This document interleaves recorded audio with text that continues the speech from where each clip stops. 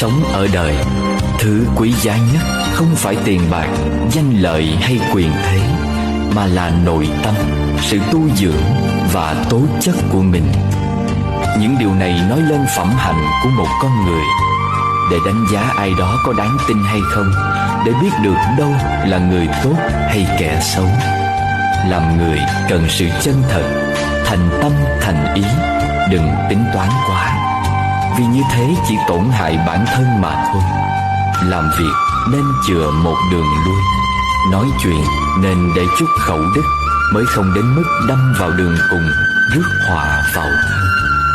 Việc thiện làm nhiều một chút thì việc ác sẽ giảm đi. Chân thành được xem trọng thì toan tính sẽ ít lại. Khích lệ nhiều một chút thì trách móc sẽ ít đi. Giúp đỡ nhiều một chút thì lợi dụng tự nhiên sẽ giảm xuống.